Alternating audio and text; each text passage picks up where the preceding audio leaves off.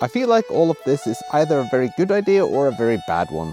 Either way, it had to be done like this, so we'll just give it a try. As you might have guessed, I've started my Easter vacation and I'm currently in the western part of Norway, which is the best part of Norway, and I'm planning on reading some books. Last year I did a video about Norwegians and Easter and what they read and did, and you might have to check that video out to get a little background information, but in short, Norwegians tend to go up in the mountains to their cabins.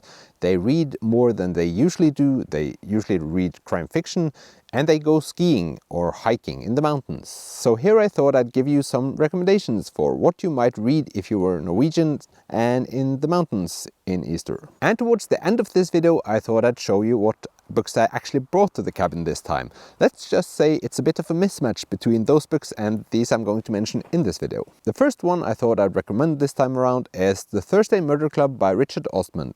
So I know I've mentioned this a couple of times before, but it's just a great novel and it's very entertaining.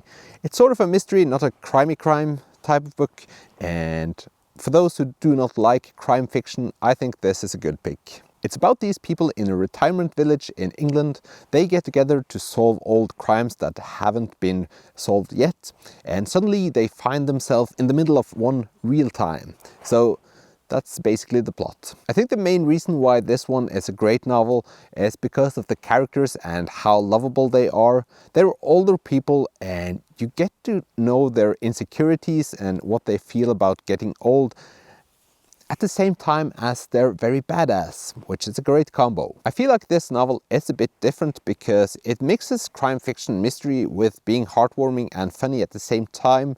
And for those who don't like crime fiction, I guess this is a perfect choice if you want to try the genre out or get a bit closer. It's also a bestseller and I feel it fits most age categories. And suddenly the sun showed up and I luckily didn't bring my sunglasses because they were kinda ugly.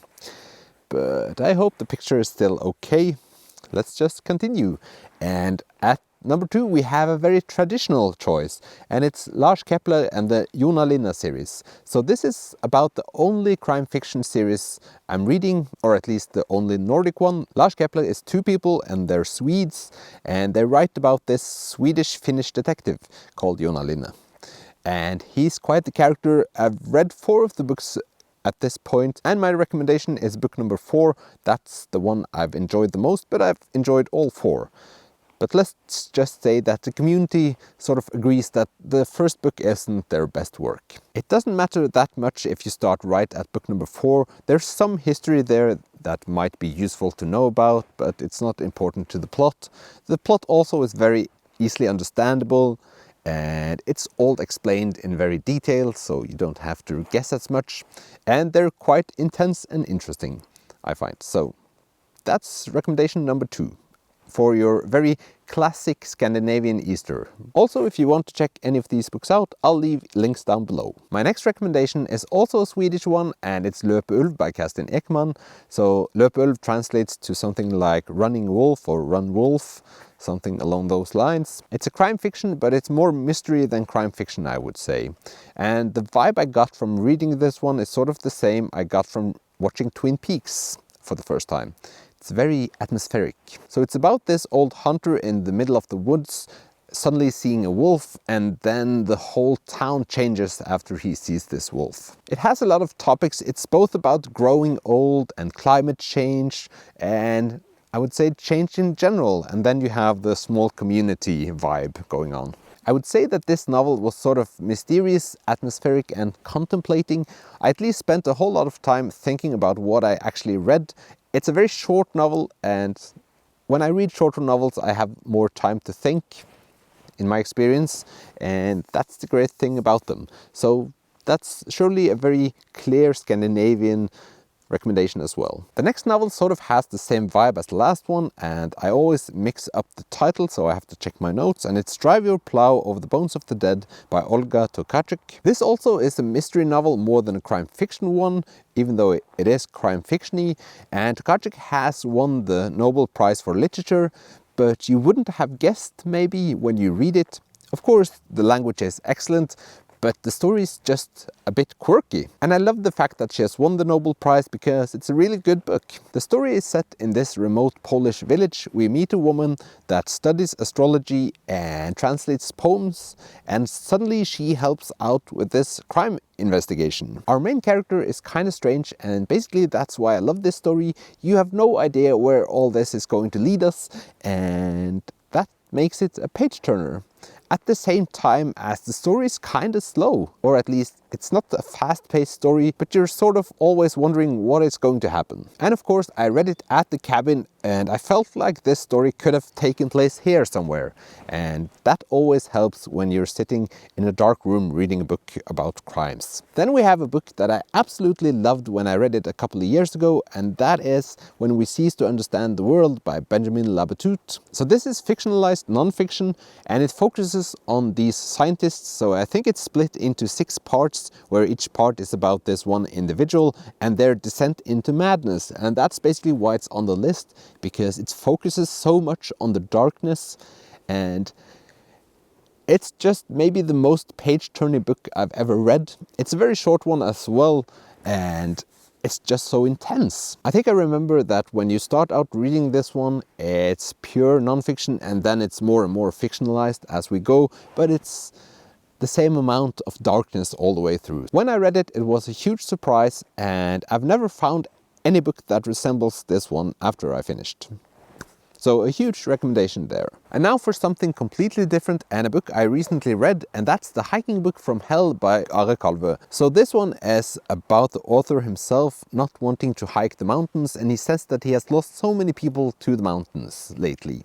I think he is in his 50s, and many men, especially in Norway, tend to lose it a bit when they turn 40, buying expensive equipment to only be outside for the rest of their lives. So he wanted to try out if this hiking thing was for him. So he travels around the country and tries hiking in the mountains. It's a very funny book, and it's for all of those people that don't want to hike in the mountains, but their families drag them out to the mountains in Easter. They could either read this book themselves or give it to someone that likes hiking, because I think it's funny for those as well. And now I thought I'd talk a little bit about the books I actually brought to the cabin this time. And before I went here, I thought that maybe I should try 1 month of fantasy reading. And I'm not quite sure now, but at least I brought more fantasy than I've done before. And the first one is The Hero of Ages by Brandon Sanderson. It's the last book in the Mistborn trilogy, and it's kind of been bugging me because lately I've been buying a couple of fantasy novels thinking that soon I'll start a new series, but I have to get to the bottom of this thing first. So that's basically what I'm thinking that I'll start reading now. But then again, it's something about starting a huge book where you thought the 2 first were okay. They were okay good, but not anything else. So reading 750 pages more of okay stuff, I don't know yet, but I'll have to decide today. Now over to my fun fantasy, and with the 3rd book as well.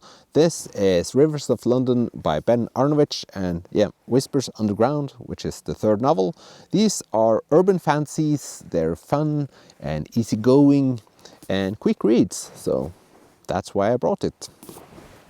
Then I got a recommendation from one of my Bookstagram friends, and it's this one, Strange Weather in Tokyo by Hirumi Kawakami. And I have no idea what this is about, but it seems to be fancy as well. I hope it is.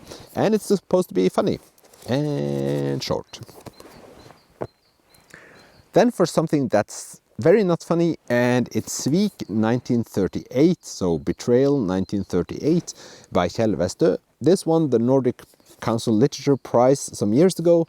I thought I'd read the 10 last winners of this one, so it's in that category, and it's about Nazism coming to Finland. So not a very happy book. My least happy book this time around. And then over to one that has been standing on my shelf for way too long, and it's this one, On Earth We're Briefly Gorgeous by Ocean Wong. It's about this son that writes a letter to his mom that can't read, and it's just supposed to be gorgeous.